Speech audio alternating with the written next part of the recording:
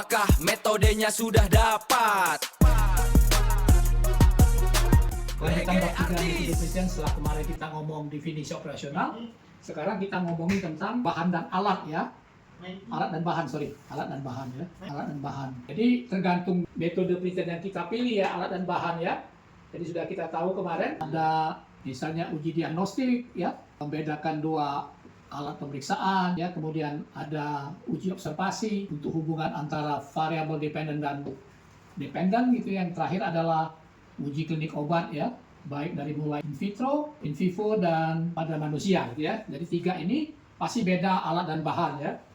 Jadi tolong diingat, untuk alat dan bahan, semua alat yang dipakai ya, semua alat yang dipakai itu harus sudah menjadi gold standar gitu ya, gold standar, ataupun dalam bahasa kita disebut baku emas gitu ya, sudah baku emas, atau yang terbaru istilahnya terkalibrasi gitu ya, terkalibrasi ya. Itu yang harus diingat ya. Jadi semua alat yang dipakai harus gold standar, baku emas, terkalibrasi, supaya orang yang membaca kan nanti dari semua orang yang setelah, apalagi kalau sudah dijurnalkan hasil penelitian kita, itu orang akan melihat alat yang dipakai ini. Dalam arti apakah mereka nanti bisa memakai itu, terutama misalnya kuesioner ya. Jadi kuesioner harus yang gold standar. Jadi alat itu bisa mulai dari alat ya, bisa mulai dari yang sesederhana mungkin gitu ya. Dari pertama misalnya medical record atau catatan medis gitu. Catatan medis lah, di Indonesia kan aja ya. Catatan medis atau catatan kematian. Nah, kemudian bisa alat itu, alat laboratorium yang dari sederhana ataupun yang canggih, nanti alat ronsen ataupun USG. Yang terakhir bisa juga alat itu yang dipakai misalnya hasil histopatologi, bukan alat yang lain gitu ya, yang ini yang sekarang yang lagi yang modern adalah di atas ronsen, ultrasonografi bisa ya dipakai ya, atau alat-alat yang lain gitu ya. Termasuklah yang alat tadi kuesioner yang gold standar gitu ya. Misalnya kuesioner itu bisa misalnya yang sering dipakai Likert scale ya, Likert scale ya. Kemudian Hamilton depression scale ya, bisa PASS-score, visual analog score ya. Banyak yang lain ya. Yang ini semua sudah merupakan gold standar ya. Nah, yang terakhir adalah bahan-bahan yang dipakai apa gitu ya. Bahan-bahan yang dipakai apa? Yang terakhir bahan-bahan yang dipakai apa ya.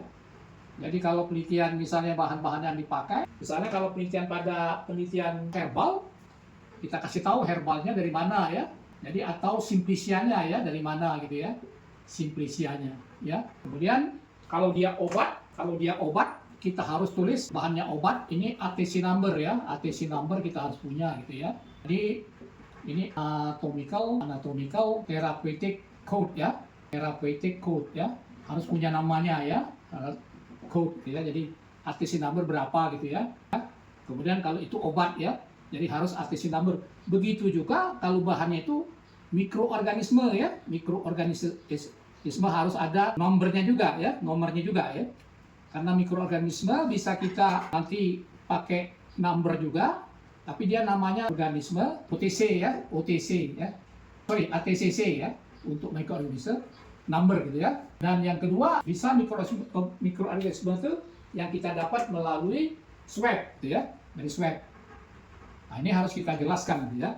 Jadi kalau dari herbal itu kita kasih tahu simplicia dari mana ya. Kalau obat itu kita mesti tambahkan ATC number. Oh, sekaligus kita pihak farmasinya apa ya. Farmasinya apa ya. Kayak kita tahu ini yang produk ori atau tidak gitu ya. Kalau mikroorganisme ATCC number gitu ya, dan satu lagi pakai swab ya. Jadi itu untuk melengkapi bab metode penelitian yang Anda buat ya untuk para mahasiswa sekalian ya. Jadi alat-alat dan bahan harus yang tadi ya, harus semuanya gold standar. Jadi sudah saya kasih tahu ya, harus gold standar, baku emas ya, terkalibrasi ya. Itu yang harus diingat ya. Jadi termasuklah kuesioner tadi ya, untuk alat-alat gitu ya. Nah, kemudian yang terakhir adalah bahannya sendiri gitu ya, bahannya sendiri dari mana. Kemudian yang paling penting nanti ke kita selanjutnya adalah cara kerja gitu ya, cara kerja. Itu dulu, terima kasih telah menonton. Jadi mudah-mudahan kelengkapan proposal Anda lebih bagus lagi ya untuk para mahasiswa ataupun ya para sejawat sekalian. Terima kasih telah menonton, silakan subscribe, like, and share. Ciao.